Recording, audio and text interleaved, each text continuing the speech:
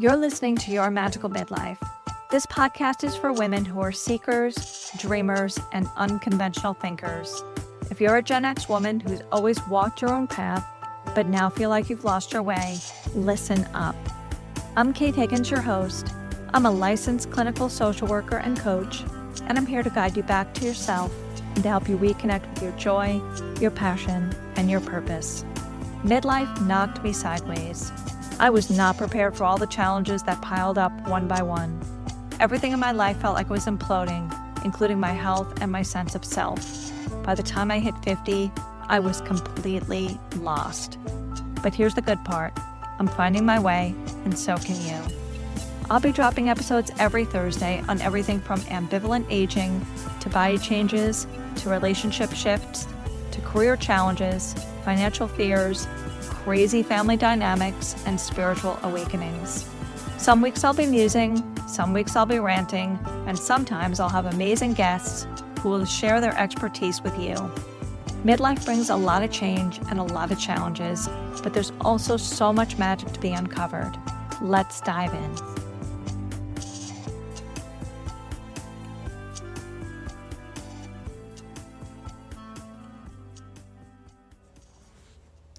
Tracy Gold is a New York City-based stylist and fashion designer that wants you to feel amazing in your body, even as it changes in menopause. Her beautiful collection of wearable, fun, interesting, and gorgeously made clothing is accessible for women as their body morphs in perimenopause. You can check her out at tracygoldnewyork.us for her gorgeous collection. Now here's our interview. I'm a personal stylist, a designer, and a show host. I do a couple of different things, but essentially I am passionate about working with women, especially around the midlife time, as we go through all these body changes and we wake up one day and I was like, wow, so much feels out of my control. And so what I find interesting is that I've been to like a ton of menopause events in the last month, because, October was menopause month. None of them were talking about style. Really? Nothing, none, zippo. And I'm like, this is such an important part of a woman's life because, it's great for me because I'll step into that space. There is a little bit about beauty. So there'll be, products that are good and that kind of thing. But they're not talking about dressing our bodies as we go through these transitions. And for me, that was huge because Kate, honestly, I do QVC as well. So perimenopause hit, because I turned 50 last year, perimenopause hit, and then I had to deal with it with 7 cameras on me. Oh. Yeah. I was like, oh, this is really interesting. Because I was going on set. And so I had to wear solid color clothes because Brando is representing didn't want me to clash with the prints of the bag, which is understandable. But solid color clothing is a lot harder to wear because it shows lines and things like that. So I think that just was a very big wake up call for me in realizing how important style is. As a woman, we need to be able to get up in the morning and throw something on. And regardless of what's happening in our bodies, know that we look good. Absolutely. I love clothing. I love style. And I find that as I've aged, I can't wear what I wore even in my 30s. I was a full adult in my 30s, right? But I was still dressing. I'm a Gen X girl. I'm an ex-goth girl. And I used to really wear that sort of very 90s sort of gothy. I can't wear that now because first of all, it's not me anymore and I would feel silly and it would feel like a costume. But I also don't want to wear, not that I'm shitting on these things, but I don't want to wear an LL Bean casual corners. You don't want to go from super funky goth girl to fuddy-duddy in one. I do not. No. Right.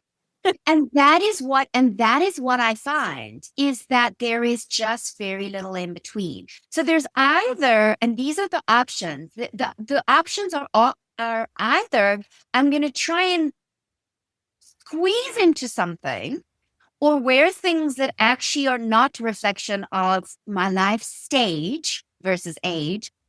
And don't really suit my body now, but this is what's fashionable.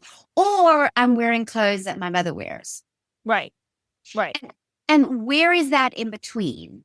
Like, and my mother, our mothers, because I'm 51 and turned 51 yesterday. And my mother, I wouldn't be called dating. Do you know what I mean? Just a different generation. Yeah. And so I think what I'm finding is that we're going through this transition with very little help. Yeah. With very little help of like, how do I figure it out? And for most women, Kate, most women have at least 5 sizes in their closet. Really? Yes.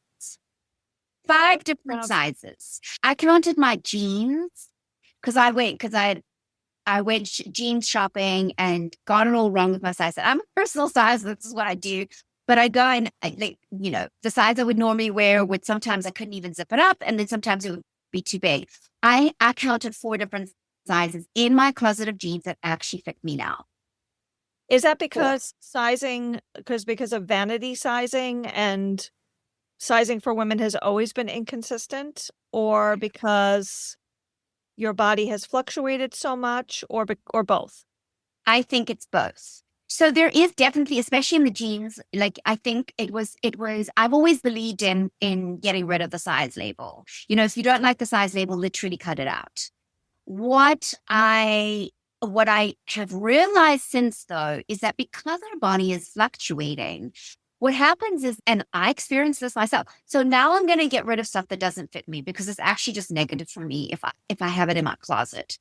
But then I manage, because the thing is that any changes that we make, whether it be to our exercise, to our diet, to our lifestyle, to our anything, to manage these crazy like highs and lows of everything, right? Which I've done, takes time. Takes time to actually start working, to balance my hormones, to start feeling better, to feel the difference. Gone are the days of being able to drop 10 pounds in 2 months. No, completely. Gone. I used to be able to make like 1 or 2 small changes and feel the difference in my body almost straight away. Yeah. Not like that anymore. Now it takes a couple of months. So what happens is like, okay, I'm going to get rid of the clothes that don't fit me, or I'm going to keep them in there and hope that they're going to fit me one day. And then I'm going to go and get other clothes that now fit the body that I have. And then I'm going to fall into the trap of like, well, maybe if I lose weight, these jeans will fit. So I love them so much, I'm going to buy them. So they gain the weight, they lose the weight, they gain the weight, they lose the weight, their body changes. And also what I'm finding is that even my shape has changed. So the thing is, I set out, I was like, okay, all of this stuff, I want to create clothing that always fits. I love it. I need it. I desperately need it. Always, because then I'm also not on this roller coaster. Right? I'm not on this emotional roller coaster. Because how do we feel about ourselves when we wake up in the morning and go to our favorite dress or our favorite something, or that's going to make us feel good, and it doesn't fit? I'll tell you something. My dad got really, really sick last month, and he ended up going into hospice, and he ended up dying. And when I went up initially, I did not expect him to die. I thought I was going up for 3 days. I thought I was going to move him from one assisted living into a more structured, more supportive environment. And then he just got too sick and he went downhill.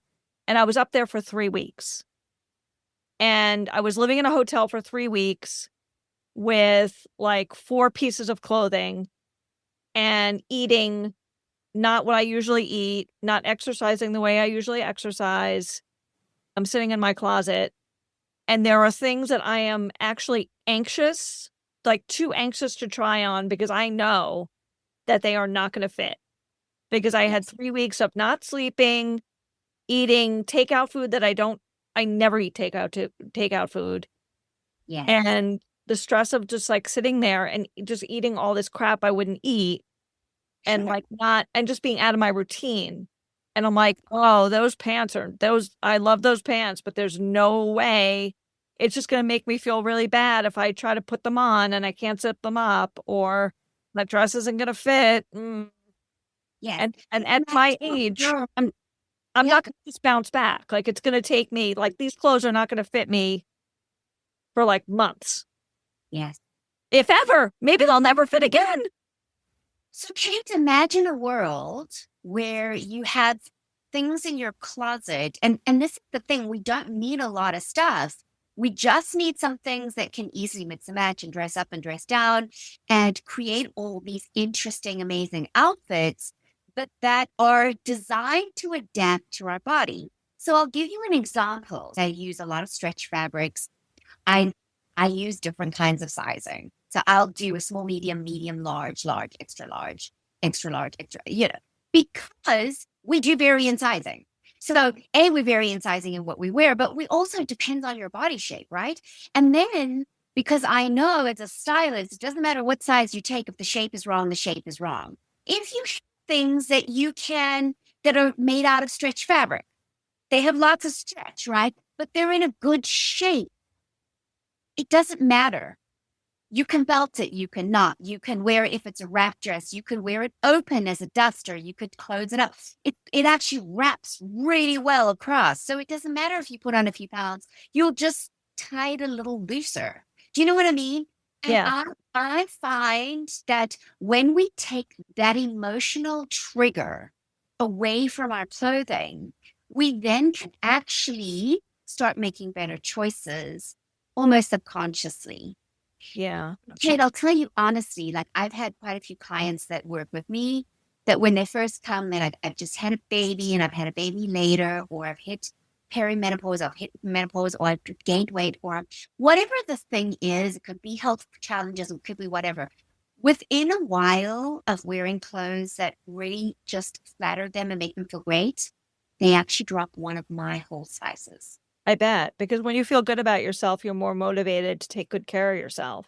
And what I'm hearing from them is that it happens more naturally. Yeah. So one of my clients, I'll give you an example. She had a baby, and she had a baby through IVF, which means that she pumped her body full of hormones, right? Yeah. And that alone in itself is huge. Oh, it's so hard on your body and no one talks about it. Exactly. So she had this baby, and it was a miracle child. She's happy to have this child. But then, she has her baby, and so she's put on quite a bit of weight. And she said to me, Tracy, after wearing your clothes for a while, and she just bought a few things. It wasn't like she bought a whole wardrobe full, but she just got a few things. She said, I've stopped emotional eating. I've stopped stress eating. And I'm finding I'm just feeling so much better about myself. And she started going to gym. And so it's not that, oh, I'm not going to do any of the things. I'm going to sit on my couch, eat potato chips, and wearing Tracy's clothes is going to make me feel great. It's that she starts to feel better about herself, and it starts the cycle of self-love versus the cycle of self-loathing. And in that space where we're less stressed out about it, magic can happen. Oh, I love that. Absolutely. So tell me about your inspirations. Who are your style icons? My clients. Yeah? My clients, actually my style icons. My collection's very exclusive and it's customizable. I go on live. So I go live on YouTube, I go across platforms, and I've done through other live stream shopping apps as well, because I love the camera, and camera is what I'm confident in. I've done QVC, I've done all this stuff. So sometimes I'll hold up a piece of fabric and go, oh, I'm thinking of doing this thing with this fabric. And sure, I can go and watch a fashion show, and it's creative.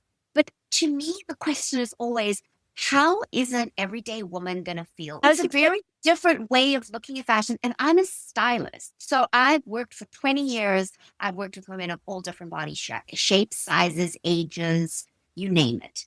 And for me, fashion is only really beautiful and impactful when it makes the woman who's wearing it feel fabulous. Absolutely. How did you get into this work in the first place? From the time that I was a child, I had a very strong sense that clothing had the power to make somebody feel good. Just a little bit about my own story. I came from a very religious upbringing. And so there were a whole bunch of rules about what I could and could not wear. Wasn't allowed to dance, wasn't allowed to do, things that were like breathing to me, I wasn't allowed to do because it was lustful. And clearly, I don't believe that anymore, which is great. And I grew up in South Africa. So that's where my crazy accent's from. And I'm an American. I was born here in the US, but I grew up in South Africa and spent most of my life in South Africa. So when you're an expat, you tend to have a lot of people around you that are from your country and your area.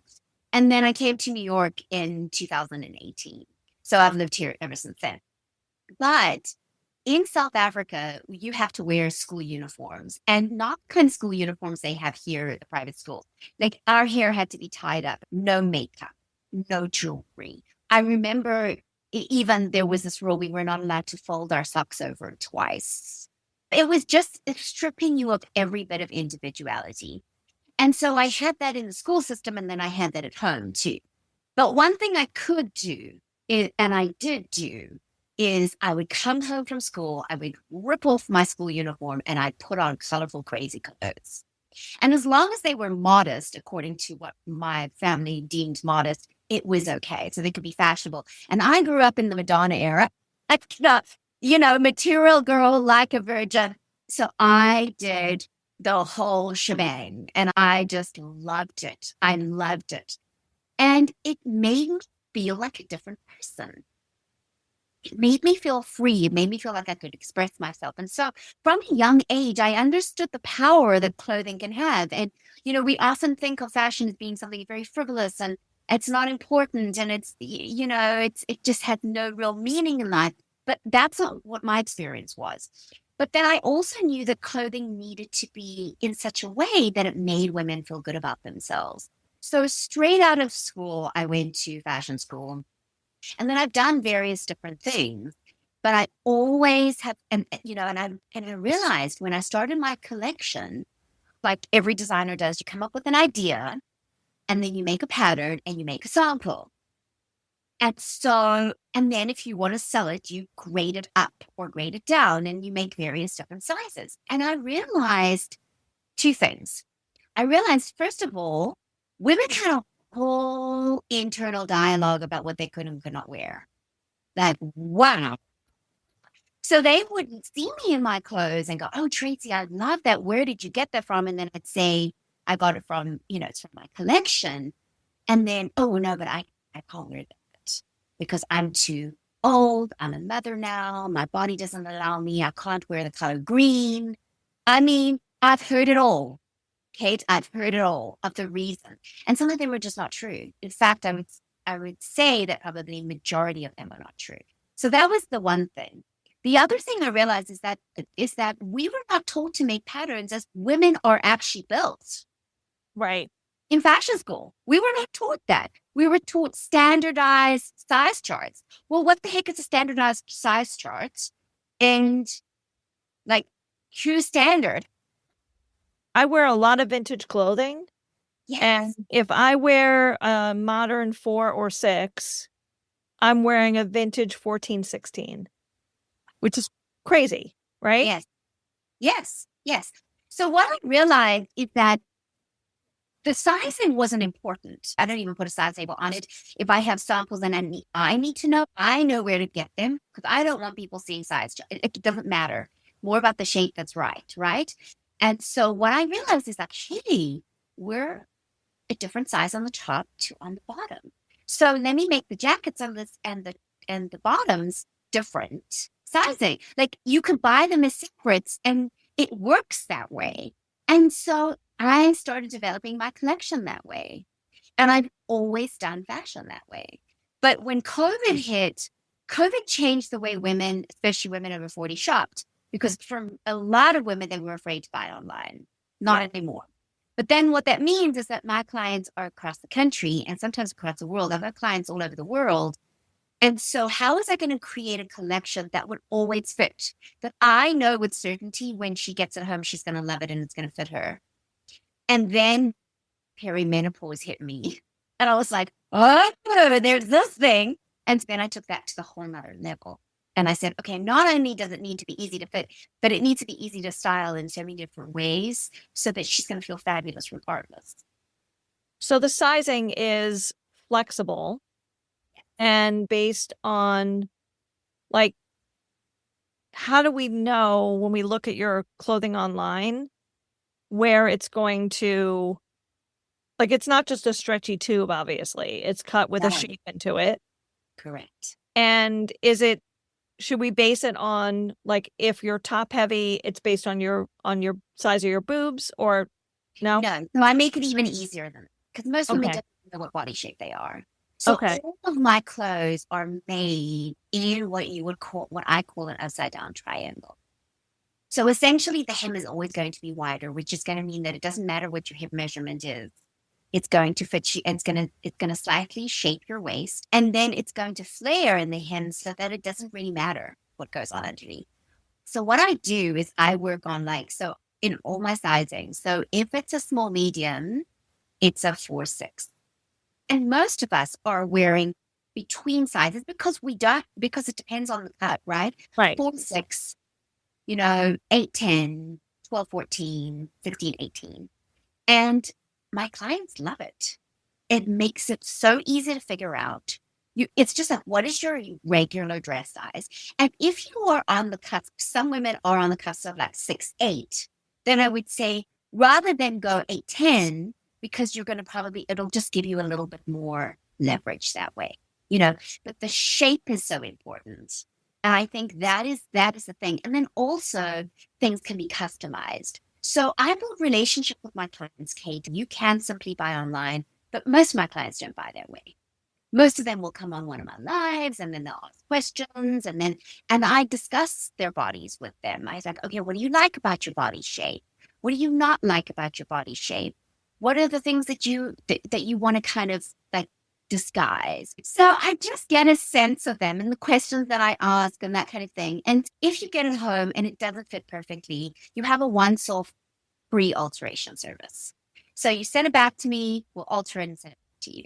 So, but most times they're so surprised at how well it fits because I used clothes that fit this way.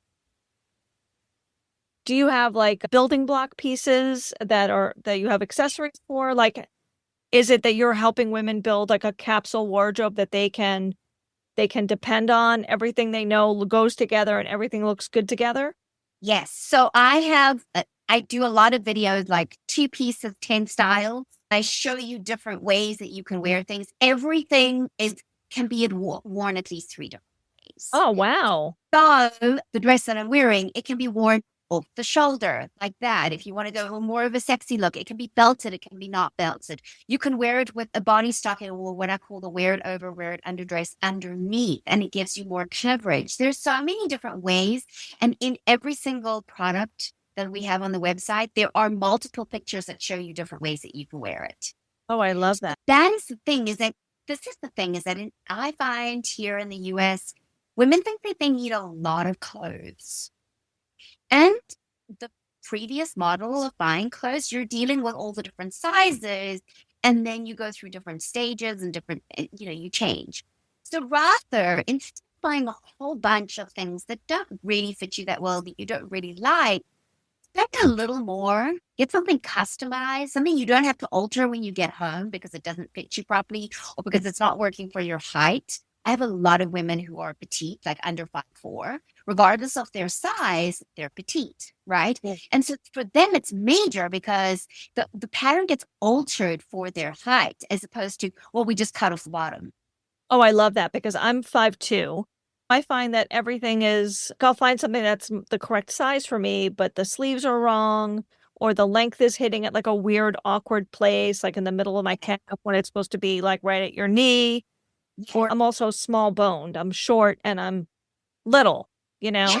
Even if I'm not always thin, I'm short and small. Yes. So sometimes like a big flower pattern it makes me look like I'm wearing somebody else's clothes. Yes. And the thing is that with a pattern, it's less about the scale of the pattern. It's more about the shape of the garments. Oh. So if you are wearing something that has shape, because this is one of the things, Kate, that women get wrong when it comes to print. And I don't say that there's a lot of rules because I don't believe in dress and rules, but there is one thing to bear in mind. Print and pattern can be a girl's best friend because it disguises a multitude of things. When you wear a solid color, having tried and tested it with 7 cameras, I can tell you honestly, you have to worry about what underwear you wear. You have to worry about the shape of the garment. You have to worry about the fabric. Does it cling? All of these things that are very difficult. It does not hide things. It's dependent on all of those factors, and there's a lot of factors to consider. However, if you have something in a print that is shapely, I'm not saying tight, shapely, it's a different matter altogether. So where women often go wrong is that they'll wear something in a print, but it's big and baggy and shapeless. And that is going to make you look bigger. Yeah. That's going to make you look like the side of a house. Right. However, if you wear it in a shapely garment, in a garment that is the right shape, it's going to do wonders. So weigh in with me on your opinion on caftans. Yes or no? So it depends on the caftan.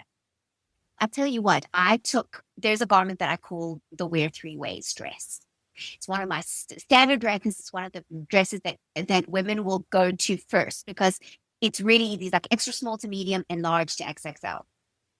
And when I was developing this dress, I wanted it to be easy to fit and I wanted to be able to wear loose or to wear belted, almost like a caftan type of vibe, right? And I ordered some caftans because I loved the print of them. And they were horrible because of the shape of them, Kate. So they're on like a block, it's straight down.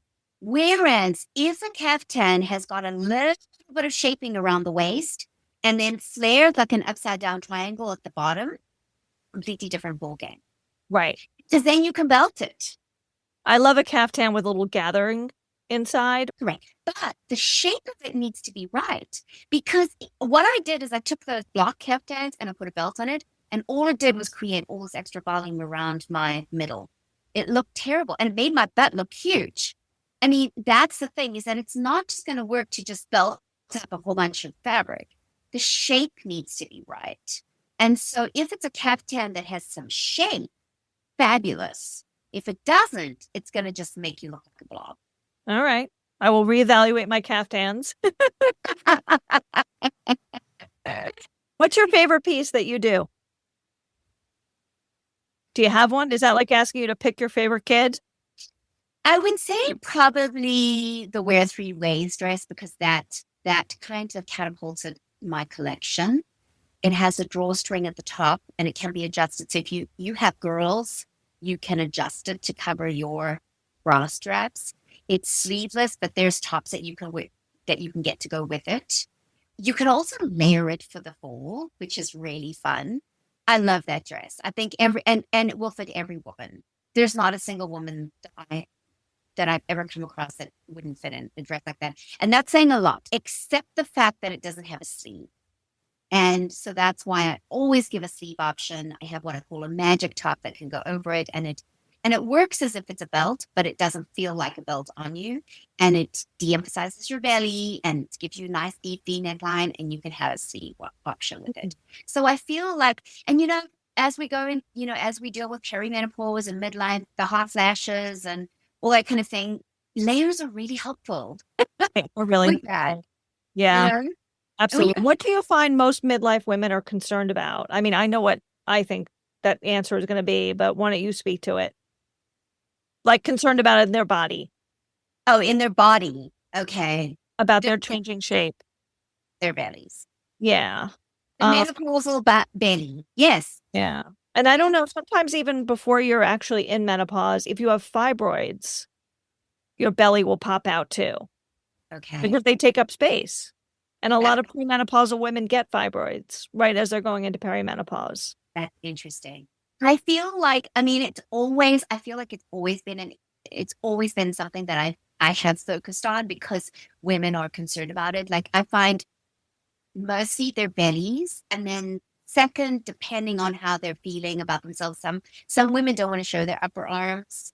They feel self-conscious. But what I have found, again, is that the more women wear clothes that rather de-emphasize the upper arms as opposed to covering them up, they start to feel more confident to show them. Right. No? Right. So I have not experienced women saying, "Oh, I'll just let my belly pop out now." I think we all want to, I mean, including me, because some days I feel like I'm 4 months pregnant. Yeah, because I feel like Gen X women, our generation, we're the last women who did not have the body positivity movement. We had the body negativity movement. We grew up with a very, very narrow view of acceptable bodies to have, where I feel like millennial women and younger are a little bit more, they're not as obsessed with thinness, I think. And I think that's probably good. But we didn't get that. We didn't get that message. Yes, and I think it's about also, I'm very realistic about, and I'm very realistic, but I'm also very respectful of how women feel about their bodies. Because and I'm very careful of ever shaming somebody for how they are or how they feel. Right. So I'm a smaller person. And so it's easy sometimes when we go, "Oh, well, what are you talking about? You look great." Well, it may look like that to you, but I know what I'm used to looking like and feeling Yeah. like. It doesn't feel great for me. Yeah. So don't take away my experience, and I won't take away yours. I also feel like women of our age and our generation have shame around how they feel badly about their bodies, and they Sure. feel very alone in that process. And Sure. in reality, we are not alone. And No. I love doing workshops and events because that way women get to actually be in the room with other women Mm. and realize, hey, I'm not the only one feeling this way, Even if you are thin, right? Even if and always been thin. I've never been more than say 15, 20 pounds overweight ever. When I was like young and drinking heavily and eating pizza in the middle of the night, drunkenly coming home from a club, and I was a little chunkier, I've never been more than, let's say, 140 pounds. Never. So in that way, I have a lot of what other people would say privilege, right? I've never been overweight or heavy.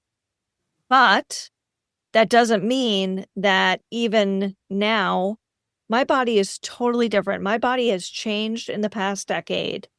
Right. And my thighs and my butt are wobbly and squishy no matter how much I work out. I have cellulite no matter what I do. No matter what I eat or don't eat, it doesn't matter. And now I have a little pot belly that I never had and can't lose. And it's universal. No matter what your body looked like before, your body is going to be different. Yes. On the other side of 45. It's just going to be different. So, Kate, I would love to hear your feelings about these weight loss drugs. Oh, I don't. I first of all, well, I should probably say I am not a fan of big pharma at all, in any way at all. I don't. My background is traditional psychiatry. I've been a therapist for 25 years. I've seen a lot of really negative effects of psychiatric medications on people, and I'm Yes. very suspect. Very, very suspect of. I feel like the pharmaceutical companies are very invested in keeping people paying. So I don't think Ozempic is a great idea. If you don't have diabetes and you're not dependent on it, if you're using it for weight loss, you're going to have to be on Ozempic for the rest of your life. Yeah, that's what I hear. Yeah. I am quite concerned about that. I'm quite concerned about what that is saying because I've watched influencer people that I follow suddenly, and I mean, it was not as if they were overweight. Right. Right. Suddenly just drop a lot of weight. And I think And what concerns me as well is, as a woman over 50, like our focus, I loved it. There was this one woman, I went to this menopause conference, and she got up on stage, and I mean, she is like a bodybuilder. Like, she's amazing. And she's a trainer. And she just says, we have to stop thinking skinny. Yeah, We have to think strong. absolutely. I mean, I'm on hormone replacement. Mm. I will say I'm on hormone replacement. But as far as like weight loss medications, and I think you have to worry more about keeping your body healthy and functional, flexible and strong, and Yes. think about longevity and whether or not you want to be able to get off the toilet when you're 75 Yes. years old. Yes. Less about looking good in a bikini. Yes. Yes. Yes. And I just feel like the fashion industry has not done us women justice. Mm. And I feel like the fashion industry is a lot of times at fault for the feelings of needing something like that. Yeah. Because us get into a certain size. I'm not a doctor, so, and again, like, no judgment, but it does concern me a little bit that we're just perpetuating still the same conversation. Right. And do we have any role models of healthy, well, normal aging? Yes. And that of women who still maintain, maybe you can't maintain your beauty the way that you had it when you were 25. It's impossible. Yes. But what examples do we have of beautiful women over 50 who aren't pulled, stretched, starved, given all kinds of pharmaceuticals that the general public don't even have access to, right? You can't compare yourself to a celebrity over 50 because they have access to things that normal women don't have access to. Yes. Right? Look at Linda Evangelista. She was in the headlines because she had used Cool Sculpt or something that did something terrible to the way her body metabolizes fat, and she ended up, she said, deformed. I think she still is incredibly beautiful. I don't know if I'm only seeing photoshopped images of her where they hide whatever happened to her, but she sued that company, and that was like a big to-do. Kate Moss was like criticized and dragged across the internet because she was in the Victoria's Secret fashion show, and people were like, "Oh, she looks terrible. She's wobbly. She's flabby. This and that." It's Kate Moss. It's Kate Moss. Because they want to hold on to the vision of her that they had. Right. Versus how she has aged like normal. And she looks amazing. And she probably has a trainer, and she probably has a dietitian, and she probably has, B12 injections or whatever else she gets to keep her metabolism higher than your average menopausal 50-year-old woman, right? So, Kate, as a therapist, then, and I know I'm switching it around, but It's fine. It's fine. Because I'm very interested in, like, as a therapist, I feel that, and because I've been in this industry for over 20 years, right? And I have seen, when Photoshop came in and started changing the images of women on the covers of magazines and that kind of thing. And women would say, "Oh, I know that isn't real." But internally, I believe that they think that it is. Right. Same with filtering. They know in their heads, but in their hearts, they're taking it on. Right.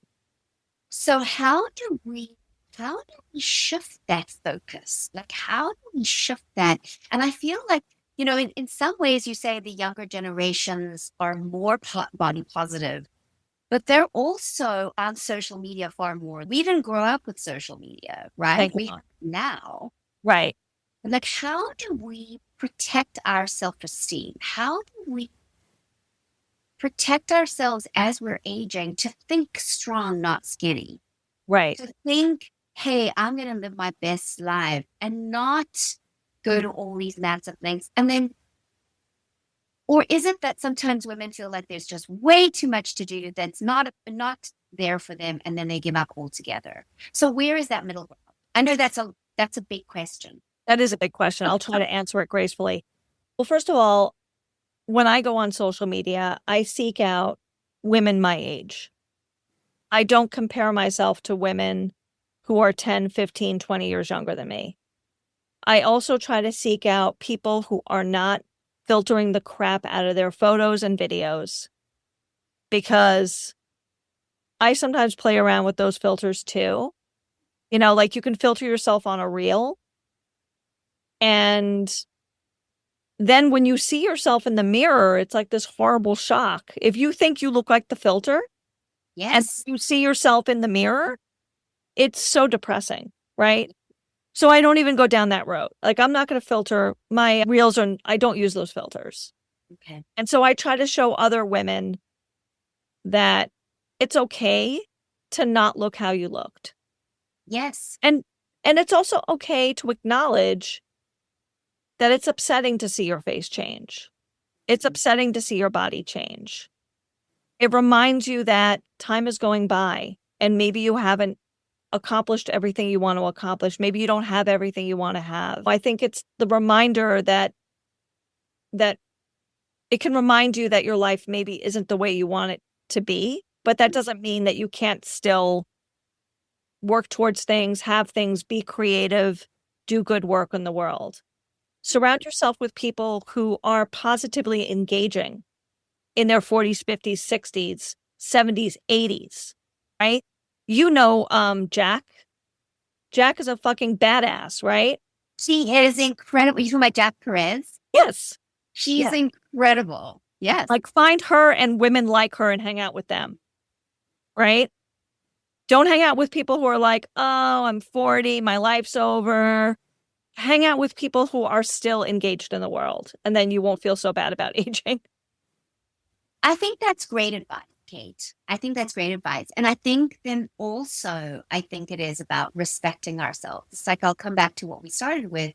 You know, you've been through a really hard time with your dad dying. And, you know, so be kind to yourself in that space. Yeah, And clothing is a wonderful vehicle. it is. It's about being creative. Because it isn't about the clothes. It's about how we feel about ourselves. It never is about the clothes. But clothing is an incredible vehicle to help us feel good about ourselves. And I feel like as we get a little bit older, we become more clear on what our personal style is. We don't need so much. We just need the right things. And by having some things in your closet that really make you feel good, regardless of what you're going through at the time, hey, Absolutely. girlfriend, you deserve that. And I want to say that, like, I have so much stuff in my closet, and probably like most women, I wear about 10% of these things. Yes. Yes. I never wear most of this stuff. Do you know, Kate, I one time with a client, I actually did this as a test, and she went along with me. We calculated, we took out all the stuff, we decluttered her closet, and we put it as a big pile on the floor. It was huge. We took a photograph of it. And then I got her to estimate, she went through it and estimated how much she spent on that clothing versus the clothing that she was buying for herself that really does fit and look amazing. And do you know that she actually was spending less money? Wow. So then she had on the whole pile that was on the floor. And so I think that's the thing, is that sometimes women, we get very caught up in the price tag on one item and think of it as like, oh, I couldn't spend that much money on a dress. But if that dress can be worn 3 different ways and you can wear it interseasonally, and you're going to be able to wear it for years to come, and it's always going to fit you and it's going to make you feel fabulous, you could forgo 3 other dresses and have one dress for that. Absolutely. And that is the thing, is that more isn't always better. And I am a kind of girl who really loves variety. And so that's what I've brought into my designs, is variety within an item, so that I can feel these different feelings on a given day wearing some of the same clothes. Tell me about the events that you do and where your clothing can be seen by people in real life, or how women can access your beautiful clothing. Like, tell me all about it. Yes. So I am doing in-person events. And so you can stay in touch with me on my website, tracygoldfashiontips.com. And there is an events page that is generally a little bit more for brands, but I will put public events on there. And then, so there are there are going to be some fun events coming up soon. And then my clothes are on tracygoldnewyork.com. TRACY, gold is in the color, New York spelled out.com. There is a link from that interlinks the two. I go live a lot on YouTube. YouTube is my main space, and I have Tracy Gold Petite Style over 40 is my YouTube space. So most Wednesday nights, 7 p.m. Eastern time, I go live, and you can see the clothes in action. You can answer your questions. You can do all that kind of thing. But some women don't want to do that. Some women just actually want to deal with me. And so I offer calls. If you reach out and you have some questions about the collection, then we can set up a video call. It's like you're a style therapist. I'm a style therapist, but that is exactly it, and it's interesting, Kate, because I was looking at other people doing things, and it's all very AI driven. It's very one size fits all. It's very much about, hey, we'll send you clothes that maybe you'll like and you can send back. I'm not interested in that. I'm interested in getting to know who you are and helping you create a look that works for you. Even if you're working from home and you Zoom and you want to look good in your Zoom meetings, even if you just need a few things in your closet, even if you're working with just the existing closet that you have and have a small budget that maybe you can go to a thrift store and get a few things, knowing what you need and what works for your body can completely change your world. I love that. You tell me, who is your style icon? Or give me one or two or three or whatever. Who do you think of when you think that's a woman who looks amazing in the world? So it's not actually a woman. Okay.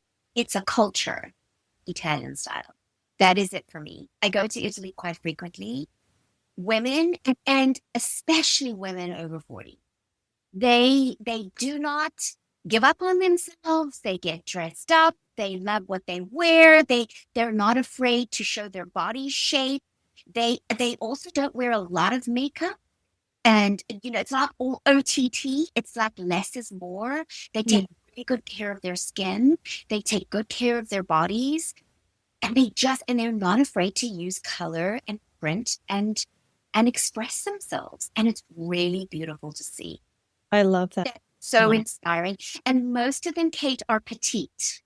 So when I went to Italy, my husband used to tease me all the time because he thinks I'm so short. I'm 5'3.5", so I'm actually not that short. But he was, oh, I'm so short. And then we went to Italy, and he looked around and he was like, oh my goodness, Tracy, you're towering over these women. I love it. And it's not about wobbling in uncomfortable shoes because they have cobble streets. You go to Milan and it's all cobble streets. Right. And they are petite. What is your favorite accessory? That's a tough one. Always chunky. It's always chunky. So I have a pair of earrings that I bought in Rome that I absolutely love. They're enormous because I have big hair. You've got great hair. Oh my God, you have some gorgeous hair. And it's my natural color. So I really embrace it. And I have to, if I'm going to wear earrings, they have to be huge to see them in my hair. And I bought a pair of these beautiful earrings that I got in Rome. They actually come from Florence. I really love those. I love chunky rings and bracelets. And I'd rather have a few good pieces than a bunch of junk. Yeah. I think that's really the key. It's so much better to have a few beautiful things than to have a whole closet and drawers filled of things from the sales rack of Marshalls. Yes, agreed. Listen, you can find things from sales. I love a good bargain. I love going thrifting. One of my favorite necklaces, I think I got at a thrift store here in New York for about $15. Love it. It's one of my absolute favorites. So I don't always think that it's not always about spending more. It's also about knowing which pieces you spend on and which you can skimp on. Yeah. So, if you have a piece that it's very hard for you to find, let's say dresses are very hard for you to find because of your shape or you just never find them, then spend money on the dress and then get, the necklace that's not quite as expensive. If you struggle to find shoes because you have an odd size foot, then rather spend a little more on a pair of shoes then get a whole bunch of crap ones that you can't bear wearing. I'm not about wearing uncomfortable things at all. I don't believe we have to be uncomfortable to look good. I love it. I really, really appreciate you taking the time to meet with me. Where can people, you already gave me where people can find you on your website. What's your Instagram handle? So I have two. I have Tracy Gold Fashion Tips and I have Tracy Gold New York. Yes, I'll add it in the show notes. What is the one thing in 2025 that a woman over 40 should have in her wardrobe? A dress that she feels amazing and a dress that she can wear in 3 different ways, that she can dress up and dress down. And she can easily pack it and put it in her suitcase. I love it. That is the best. That to me is the most amazing thing because you can wear it to a party. You can wear it more casually with a pair of sneakers. You can wear it for daytime. You can wear it for so many different things. I love it. Thank you so much. I'm going to stop recording and then we can just chat. Perfect. Yay. Thank you so much for listening to Your Magical Midlife. I'm Kate Higgins, your host. You can follow me on Instagram at Your Magical Midlife, and you can check out my offerings on my website, yourmagicalmidlife.com. I offer individual and small group coaching, as well as luxury retreats for women in midlife and beyond who are seekers, dreamers, and unconventional thinkers. You can book a complimentary discovery call in the calendar link in my show notes. If you've enjoyed this episode, I'd appreciate it if you left a 5-star review on Apple Podcasts or share this episode with a friend. And I will talk to you next week.